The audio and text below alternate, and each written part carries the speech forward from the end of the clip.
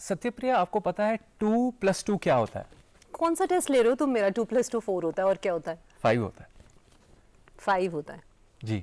कैसे होता है? मैं बताता हूँ। आपने अभी देखा नहीं, देखा है तो जाना नहीं, जाना पहचाना नहीं।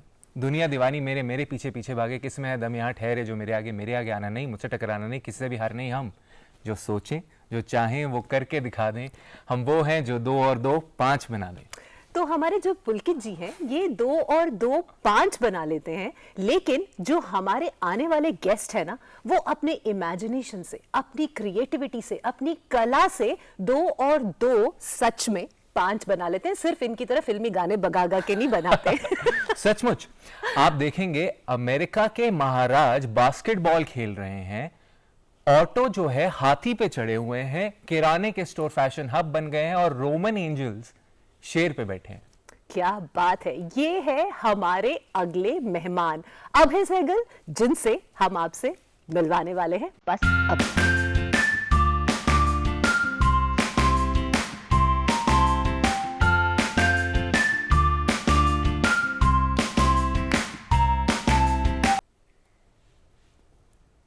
अभय, डीडी मॉर्निंग शो पे बहुत बहुत स्वागत है आपका। बहुत अच्छा लग रहा है कि आज आप यहाँ पर हैं।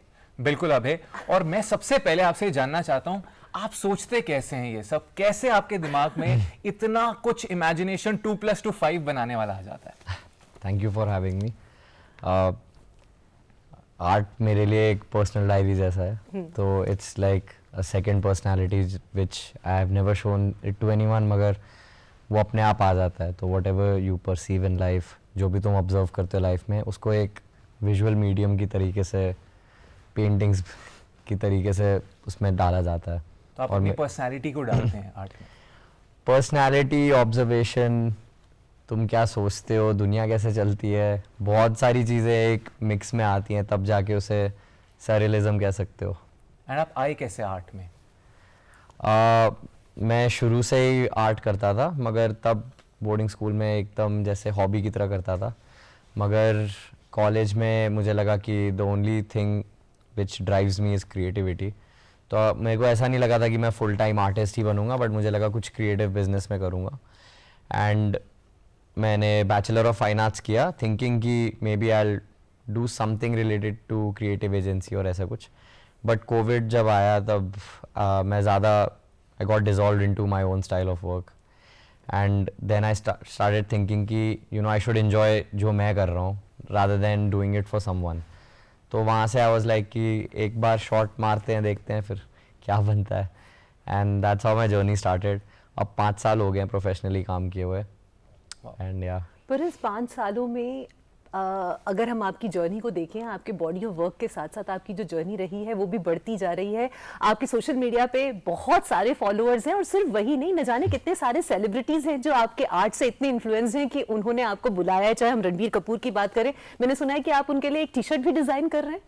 नहीं, मैं उनके लिए 2 पेंटिंग्स बना रहा हूँ। अच्छा।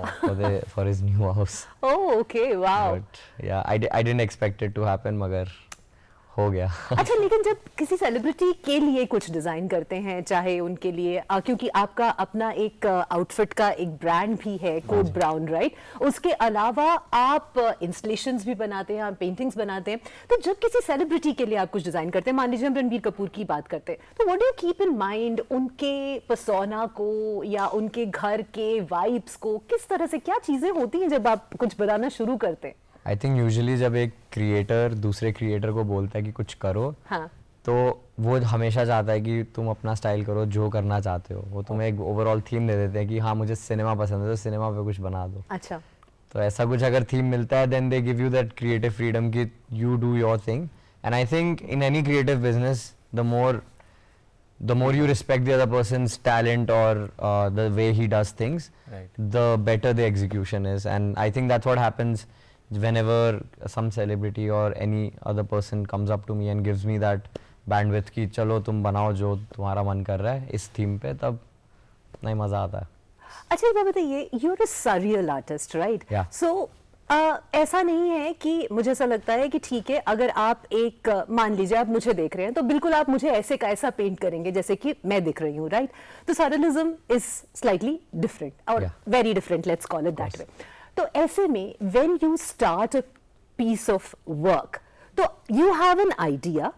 So does that idea also evolve as you're working on your subject, or do you just go with what you had initially conceived?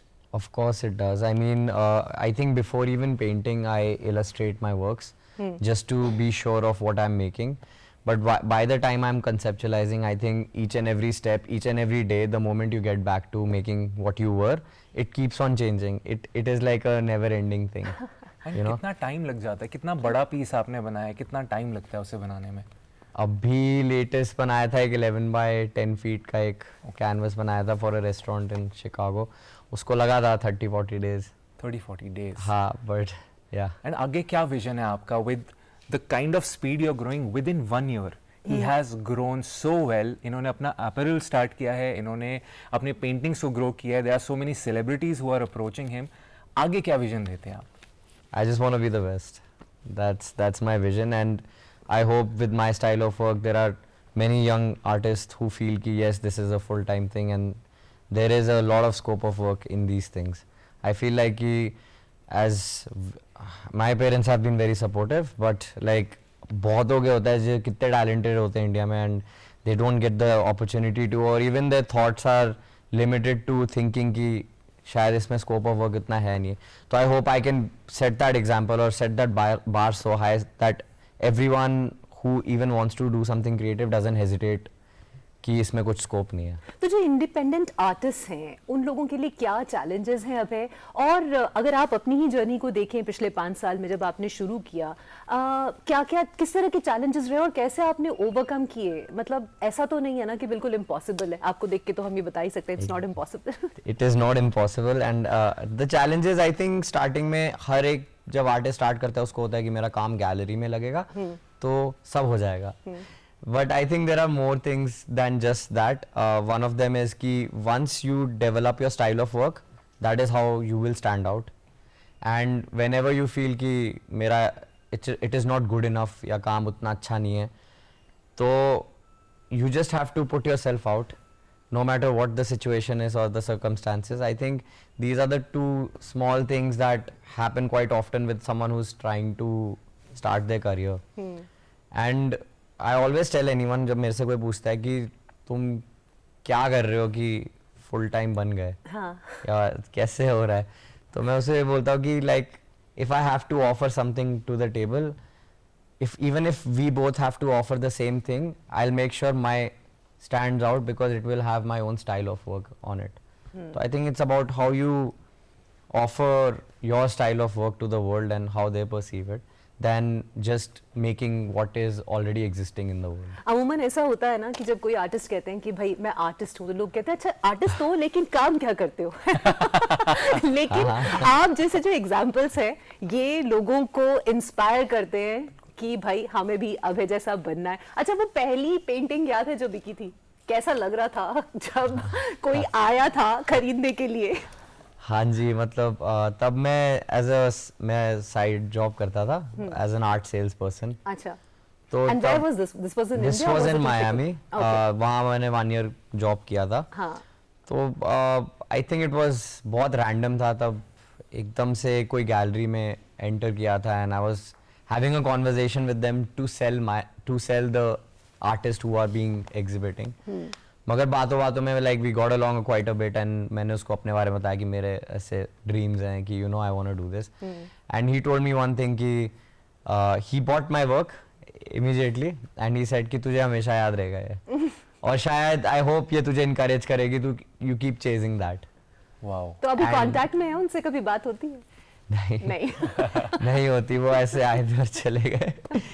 But मैं अभी बैंगलोर गया था एग्जीबिशन के लिए और वहाँ पे एक कॉलेज स्टूडेंट थी, वो भी मेरे पास आई और कह रही थी कि I love your work and you know how can I start out ये वो.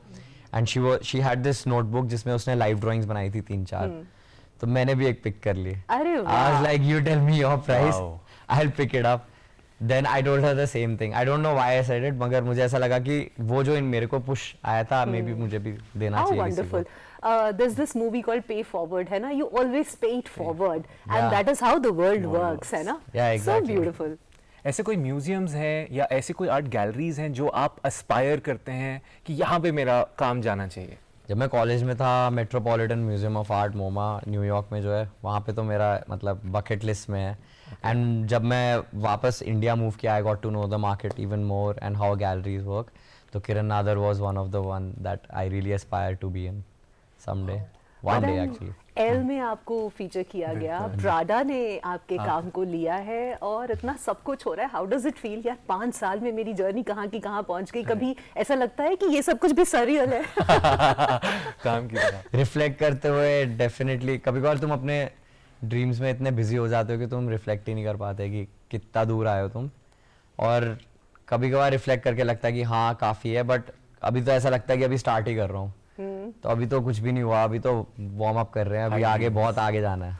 अच्छा, एक आर्टिस्ट के दिमाग में ना ऐसी कौन सी खास बात होती है कि जो हम आम लोग हैं वो देख नहीं पाते, वो आप देख लेते हो? मैंने एक आपका इंस्टा का रील देखा था जिसमें एक कार्पेट है, हम तो सिर्फ एक कार्पेट के डिजाइन को देखते हैं, आपने न जाने उसके ऊपर और कितने सारे लेयर्स इमेजिन कर लिए। एक बहुत खूबसूरत सी वुमन है जिसने एक व्हील पहना हुआ है बड़े इंट्रिकेट पैटर्न्स के साथ, और न जाने क्या क्या चल रहा है। आप नाई की दुकान पर एक फैशन फोटो शूट कर लेते हैं, ऐसे कैसे सोच लेते हैं यार? हमको तो सिर्फ नाई की दुकान में नाई दिखता है। मेरे को लगता है आर्टिस्ट वो होता है जो हर चीज में एक आइडिया ढूंढ लेता है, या फिर अगर किसी चीज को भी किस डिफरेंट नजरिए से देखना है, उसमें एक आर्टिस्ट्री होती है।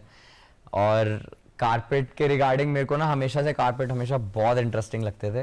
मुझे ऐसा लगता था कि ये कितनी कितनी बढ़िया हैंडीक्राफ्ट चीज़ है जिसको like history has given us, and मेरे को कुछ करना था इसमें और मेरे को समझ नहीं आ रहा था मैं क्या करूं। तो देन फाइनली एक दिन मैंने एग्जीक्यूट किया कि let me try my style of work on the base of a carpet. मतलब पेंट तो सब कुछ करेंगे मगर बेस उसका रख के देखते हैं कि इतना इंट्रिकेट काम को और कैसे इंट्रिकेट बना सकते हैं, and added mould to it, क्योंकि कारपेट तो फ्लैट होता है। हाँ। मगर तुम एज एन आर्टिस्ट क्या कर सकते हो कि तुम उस पर क्या पर्सपेक्टिव डाल सकते हो कि वो कुछ और ही लगे, और एंड ही नॉट लगे। Just a carpet. क्या बात है। तो आपका जो काम है, हमारी शुभकामनाएं हैं, हमारी बेस्ट विशेस हैं कि दिन ब दिन आप, वो कहते हैं ना कि रात दुनी और सुबह प्रगति चौगुनी। करते रहे प्रगति करते रहे।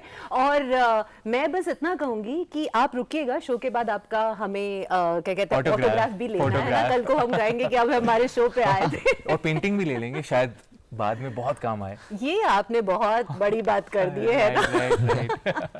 Thank you Thank you so so much. much for joining Thank us you on for the having me. morning show. Thank you. Thank you.